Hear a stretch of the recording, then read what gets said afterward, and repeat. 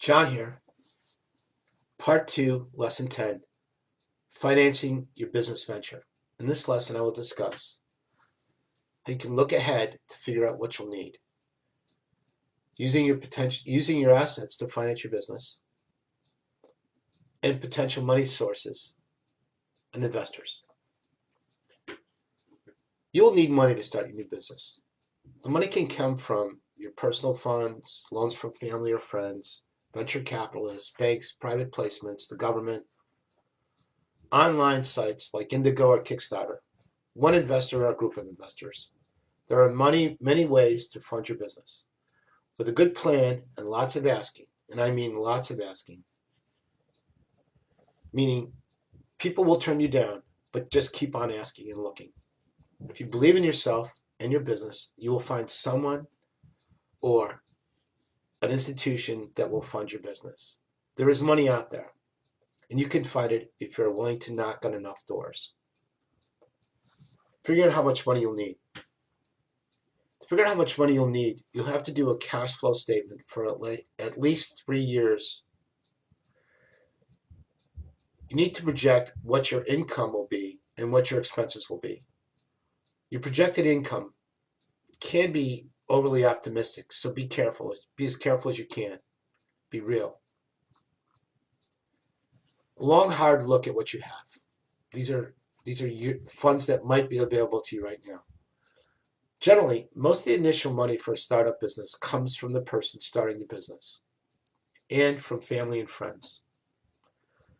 Some choose to get the money from credit cards, which to me is not a good idea, although many have made it work. Figure out everything you have access to, savings, credit, assets, family and friends, and determine how much money you need to start with. Remember, try not to spend the money that you get too quickly. Remember, you're not an experienced entrepreneur, and you might spend the money in the wrong place. For example, you might think you might need to find a place and begin renting. Don't do it until you really need that place. Rent is amazingly expensive. You can work at home, in your basement, or in your garage like I did when I started the Vermont Teddy Bear Company. Now, who else can you turn to get money from?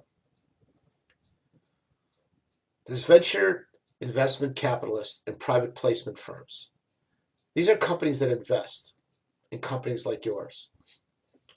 When they do invest, they ask for a lot in return, sometimes even taking control of the company.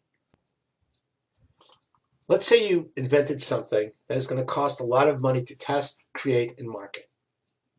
You use these type of investment firms for that kind of funding.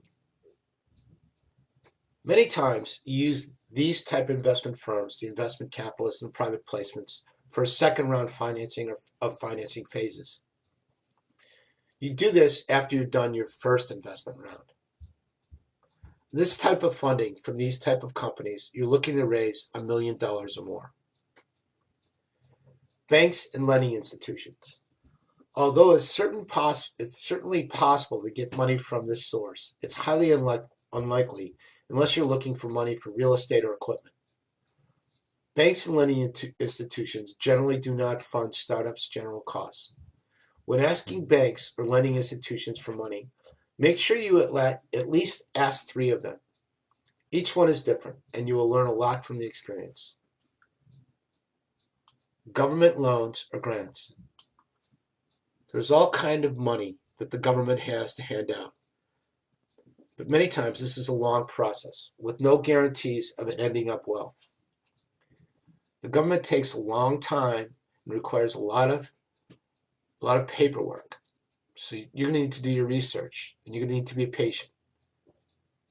But you should go through this process. Again, there's a lot to learn from this experience. The government loves to fund programs that create jobs.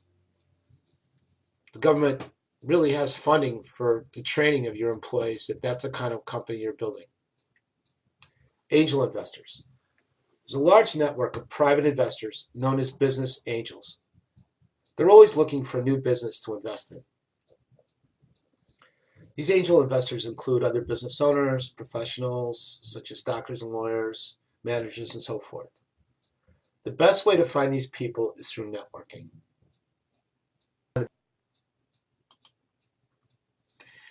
Another great way to fund your business, usually in smaller amounts, is to ask individuals that have money. You know, the kind of people in your area that have the big houses, they might own a business already.